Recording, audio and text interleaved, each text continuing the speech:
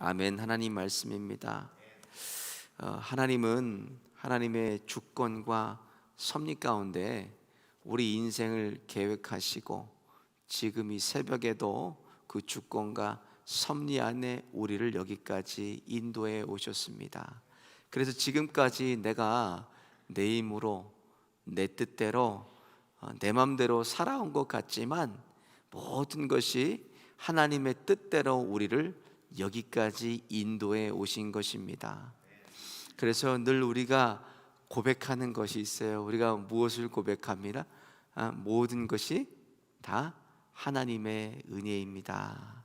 이것이 우리 인생의 고백이고 이것이 우리의 믿음의 고백입니다. 어느 것 하나 하나님의 은혜 아닌 것이 없고 어느 것 하나 하나님의 계획에서 벗어나신 것이 없습니다. 하나님은 쉬지 않으시고 하나님의 일을 하고 계신 것입니다. 그 하나님께서 우리를 사용하시려고 준비시키실 때 지난 시간 말씀드린 것처럼 우리의 무엇을 빼십니까? 우리의 힘을 빼신다는 거예요. 힘을. 우리가 힘 있을 때 하면 다 누가 한 것이에요? 내가 한 것입니다. 그러니까 하나님께서 내 힘으로 하지 않도록 우리의 힘을 먼저 빼십니다. 그래서 바울이 고린도전서 1장에 고백한 것처럼 천한 것과 멸시받는 것을 택하시는 이유가 무엇입니까? 고린도전서 1장 29절에 이렇게 말씀하고 있습니다. 이는 아무 육체라도 하나님 앞에서 자랑하지 못하게 하려 하심이라 그러셨어요. 그래서 천하고 멸시받고 약한 사람을 쓰시는 이유는 내가 나를 앞세우고 자랑하지 않게 하시려고 그러는 겁니다. 하나님의 사람을 준비시키시고 하나님의 일을 하실 때 먼저 우리의 힘을 철저하게 빼시고 나의 나됨을 부인하고 또 그 후에 우리들을 불러서 하나님이 사용하십니다. 아브라함을 보면 오랜 시간 하란에 머물면서 모든 민족의 아버지가 되기 위해서 가장 먼저 아브라함에게 하나님이 무엇을 요구하시나? 창세기 12장 1절에 보면 너는 본토 친척 아비 집을 떠나서 내가 내게 지시할 땅으로 가라고 말씀하세요. 아버지 데라 때부터 터를 잡고 오늘날로 말하면 아브라함은 재벌 같은 그런 사람이었습니다. 그런데 하나님께서 그 땅을 버리고 떠나라고 말씀하신 거예요. 창세기 14장에 보면 조카 롯이 잡힙니다. 그때 아브라함이 자기 밑에 있는 군사 318명을 데리고 가서 롯을 구해와요. 그럼 무엇을 의미하나? 아브라함에게는 바로 쓸 수 있는 군사도 300명 이상 있었다는 것입니다. 오늘날로 얘기하면은 재벌이에요. 터를 다 잡고 거기서 잘 살고 있는 아브라함을 하나님께서 부르셔서 버리고 가라 그랬어요. 너 친척 본토 아비 집을 떠나서 내가 내게 지시할 땅으로 가라. 그런 아브라함이 뭐 했다는 겁니까? 자자손손이 아버지 집부터 내려오는 재물과 명예와 안전과 안락을 보장하는 것을 버리고 하나님의 말씀에 순종하고 그가 길을 떠났을 때 오늘 본문에 이스라엘이라는 민족을 이루게 되었습니다. 하나님께서 쓰시기 전에 어떤 사람을 만드신다는 것입니까? 사람이 떡으로만 사는 것이 아니라 여호와의 입에서 나오는 모든 말씀으로 사는, 말씀에 순종하는 사람을 만드시기 위해서 무엇을 허락하시나? 광야를 허락하신다는 거예요. 이 힘을 빼시는 하나님의 원칙은 오늘 본문의 모세에게도 똑같이 적용이 됐습니다. 애굽의 왕자로 가장 힘이 세고 뭔가 할 수 있는 그의 전성기 때에 모세를 살인자를 만드세요.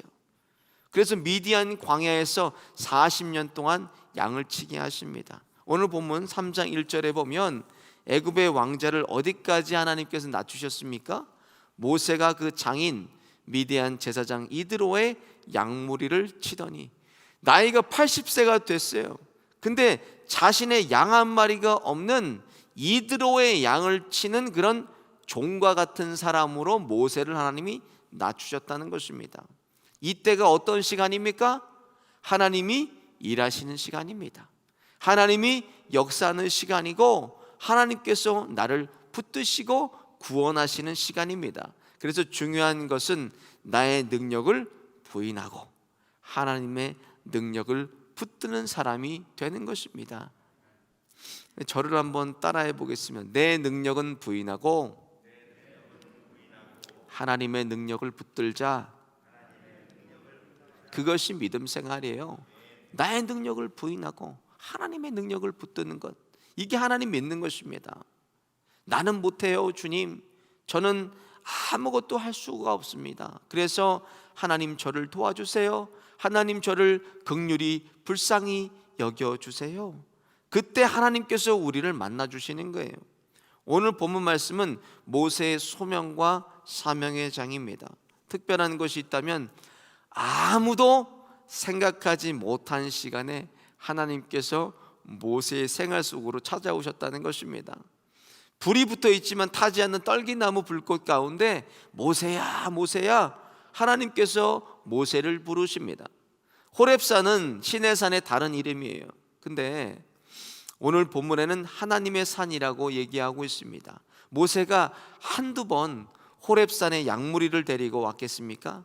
그런데 그곳에 하나님께서 임재하시니까 하나님의 산이 된 것입니다. 모세가 한두 번 호렙산에 와서 그 땅을 밟아봤겠습니까?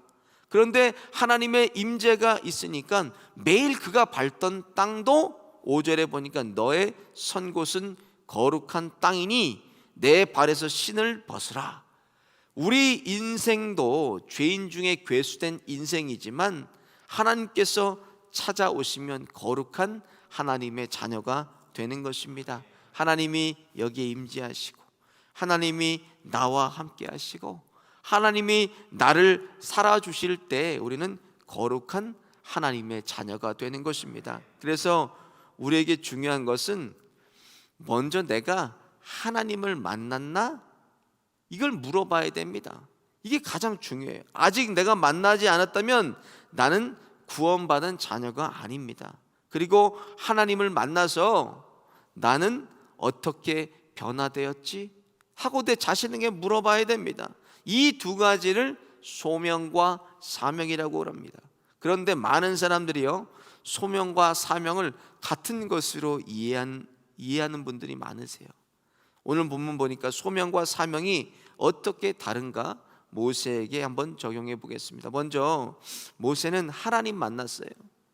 하나님께서 오늘 본문에 모세를 찾아오셨습니다. 이것을 우리는 소명이라고 합니다. 영어로는 콜링이라 그래요. 한문으로는 부를소의 명령명, 하나님께서 마귀에게 속했던 우리를 하나님의 구원의 계획 가운데로 자녀로 부르신 것을 말합니다. 그래서 구원의 서정에서도의 그 시작은 무엇으로 시작되나? 부르심에서 시작이 되며 소명에서 시작이 돼요. 소명은 하나님께서 우리를 만나 주시는 사건입니다. 오늘 모세와 같이 평범한 삶의 자리로 하나님께서 찾아오셨습니다. 어떤 집회를 가야 꼭 하나님을 만나고 무슨 부흥성회를 해야 하나님이 거기 계시고 금식하고 철야해야 하나님 만나는 게 아닙니다. 하나님은 매일 우리의 일상 가운데 말씀으로 찾아오신다는 거예요. 그것이 바로 성경입니다. 너무나 가까이 계시고 손을 뻗어도 언제든지 말씀 통해서 하나님을 내가 만날 수가 있습니다. 오늘 본문에도 말씀으로 모세를 만나 주십니다. 4절에 보니까 하나님이 떨기나무 가운데 그를 불러 가라사대 모세야 모세야 하심에 그가 가로되 내가 여기 있나이다. 말씀으로 우리 안에 하나님께서 계신다는 것입니다. 마치 다윗이 들에서 양을 치면서 주야로 하나님의 말씀을 묵상한 것 같이, 마치 다윗이 들에서 양을 치다가 사무엘 선지자가 와서 그에게 기름을 부은 것 같이, 또 엘리사가 밭을 갈다가 하나님으로부터 부르심을 받고 베드로가 나가서 밤늦게까지 고기 잡다가 그가 소명을 받았습니다. 하나님께서 나를 찾아오셨는가? 내가 하나님을 만났는가? 물어봐야 됩니다. 아직도 내가 하나님을 만나지 못했다면 소명은 구원의 이 여정의 시작입니다. 하나님을 못 만났다면 자꾸 내가 찾아야 돼요. 그래서 예레미야 33장 3절에 너는 내게 부르짖으라 내가 내게 응답하겠고 크고 비밀한 것을 너에게 보이리라 말씀하셨습니다. 그러니까 하나님을 찾고 찾으면 우리 일상 가운데 하나님께서 나를 찾아오시고 하나님을 내가 만난다는 것입니다. 저와 오랜 시간 함께 선교를 했던 어떤 안수 집사 한 분이 계세요. 그분은 미국 항공모함에서 레이더를 탐지하는 전문가입니다. 예수님을 믿으면서도 그는 성령을 체험하지 못했어요. 그래서 누가 방언을 하고 그러면 이건 자기 의지로 한다 이렇게 생각했어요. 자기 의지로. 그리고 방언은 믿지 않고 그런데 간절히 그런데 선교는 너무너무 열심히 해요. 자기 전부를 들여서 선교를 해요. 근데 자기 마음 가운데 그런 생각이 드네. 이것이 정말 하나님께로부터 왔다면 하나님 저도 저 방언하게 해주세요. 그리고 수년을 기도했는데 아무 응답이 없다고 해요. 아무 응답이 없어요. 그래서 하루는 해군 기지에서 퇴근을 하고 운전을 하는데 갑자기 자기도 모르게 혀가 확 말리고 방언이 막 튀어나오더래요. 그래서 1시간을 집에까지 운전하고 오면서 계속 방언 기도하고 왔는데 집에 도착하자마자 아내하고 아이들이 거실에서 이렇게 있는데 그냥 자기 방으로 쏜살같이 올라가서 막 뛰면서 그냥 찬양하면서 방언을 했다 그래요. 그래서 얼마나 이 방언이 강력하게 임했냐면 다른 몇 시간 동안 말을 못 하겠더래요. 말만 하면 혀가 계속 말리니까. 그래서 이제 엄마하고 아내하고 아이들이 문을 열어보더니 야, 아빠가 미쳤다 그랬다 그래요. 자기가 의심했지만 하나님께서 하나님의 방법대로 강력하게 그에게 찾아오셨다는 거예요. 하나님은 살아계시고 지금도 역사하시는 전지전능하신 하나님이십니다. 그 하나님을 날마다 하나님의 말씀을 통해서 만나고 또 날마다 경험하시기를 예수님의 이름으로 축원드립니다. 두 번째로 모세에게 하나님께서 사명을 주셨습니다. 오늘 본문 10절에 보면 이제 내가 너로 바로에게 보내어 너로 내 백성이 이스라엘 자손을 애굽에서 인도하여 내게 하리라 그랬습니다. 사명은 영어로 미션이라고 그래요. 미션. 그런데 한자로 풀면 더 마음에 와닿습니다. 한자로는 부리다사의 목숨명을 써요. 하나님의 일에 우리의 목숨을 거는 것이 사명입니다. 하나님께서 부르시고 시키신 일에 목숨을 걸지 않으면 그것은 사명이 아니라 그냥 일에 지나지 않습니다. 부활하신 예수님께서 제자들을 다시 세상으로 보내셔서 주님의 양을 먹이고 주님의 양을 치라고 그랬어요. 그때 3번이나 점검하신 것이 있습니다. 무엇을 점검하시나? 예수님에 대한 사랑을 점검하세요. 요한복음 21장 15절 보니까 요한의 아들 시몬아 내가 이 사람들보다 나를 더 사랑하느냐 하시니 가로되 주여 그러하외다 내가 주를 사랑하는 줄 주께서 아시나이다 가라사대 내 어린 양을 먹이라 하시고 그랬어요. 예수님의 목숨보다 더 사랑하시는 양떼를 예수님께서 아무에게나 맡기시겠습니까? 그렇지 않으세요. 예수님을 사랑하는 자가 예수님의 양떼도 사랑할 수가 있는 것입니다. 예수님께서 3번이나 점검하세요. 사명에 대한 오늘 본문의 모세의 반응은 11절입니다. 모세가 하나님께 고하되 내가 누구간데 바로에게 가며 이스라엘 자손을 애굽에서 인도하여 내리까? 이렇게 대답합니다. 이것은 불순종이 아닙니다. 이것은 불순종이 아니라 무엇을 말씀하시는 것입니까? 모세의 능력을 부인하고 하나님의 능력만으로 이스라엘 백성을 구원하신다는 말씀이에요. 자신의 능력은 이제 철저하게 부인하고 모세의 능력이 없습니다. 이제는 하나님의 능력과 권능으로만 자신의 동족인 이스라엘을 그가 구원할 수 있다는 것입니다. 사명은 하나님의 일에 우리의 목숨을 드리는 것입니다. 전부를 드리는 거예요. 그 일도 내 힘으로 내 능력으로 드릴 수 있고 하는 것이 아닙니다. 목숨을 드리는 것도 하나님께서 뭐예요? 은혜를 주셔야 돼요.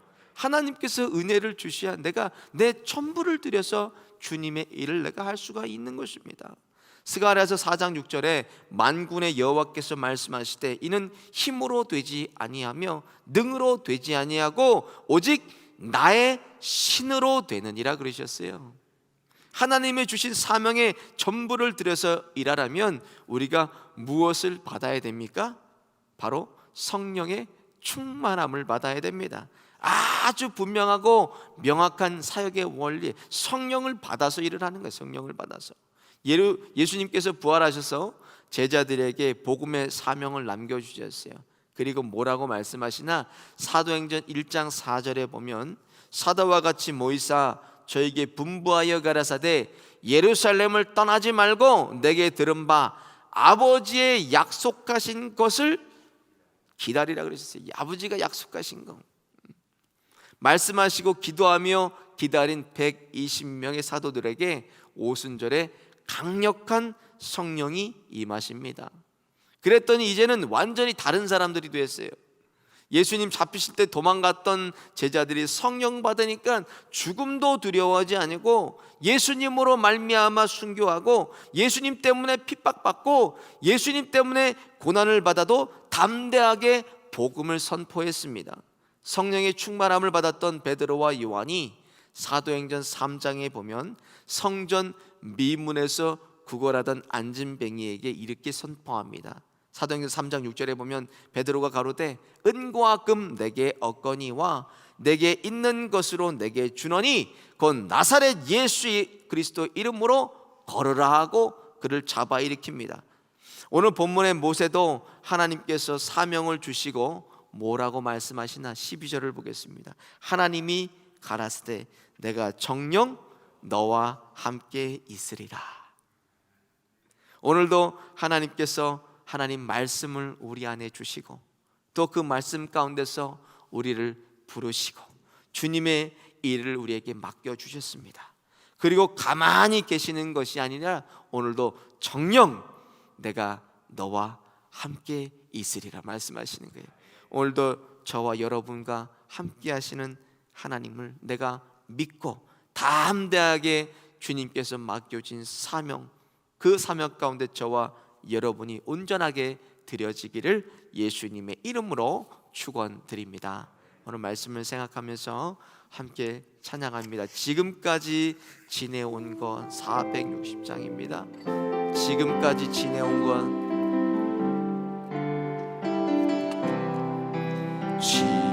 지금까지 지내온 것 주의 크신 은혜라 한이 없는 주의 사랑 어찌 이루 말하랴 찬하게나 주의 손이 항상 살펴주시고 모든 일을 주 안에서 형통하게 하시네 몸도 맘도 연약하나 새 힘 받아 살았네 물붓듯이 부시는 주의 은혜 족하나 사랑 없는 거리에나 험한 산길 헤맬 때 주의 손을 굳게 잡고 찬송하며 가리라 주님 다시 배올 날이 날로 다가와 무거운 짐 주께 맡겨 벗을 날도 멀잖네 나를 위해 예비하신 고향 집에 돌아가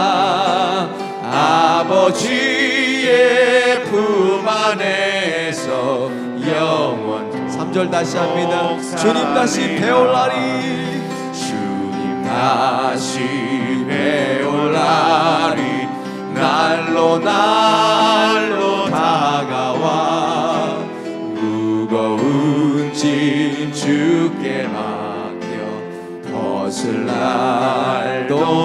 살잖네. 나를 위해 예비하신 고향 집에 돌아가 아버지의 품 안에서 영원토록 살리라. 주께서 주신 모든 은혜 나는 말할 수 없네. 내 영혼 즐거이 주 따르렵니다. 주께 내 삶 드립니다. 오직 주님의 사랑에 매여 오직 주의 사랑에 매여 내 영 기뻐 노래합니다. 이 소망의 언덕 기쁨의 땅에서 주께 사랑 드립니다. 오직 주님의 임재 안에 오직 주의 임재 안에 갇혀 내 영 기뻐 찬양합니다. 이 소명의 언덕 거룩한 땅에서 주께 경배드리 주께서 주신 모든 은혜 나는 말할 수 없네. 내 영혼 즐거이 주 따르렵니다. 주께 내 삶 드립니다. 주께서 주신 모든 은혜 주께서 주신 모든 은혜 나는 말할 수 없네. 내 영혼 즐거이 주 따르렵니다. 주께 내 삶 드립니다. 이제 함께 기도하겠습니다.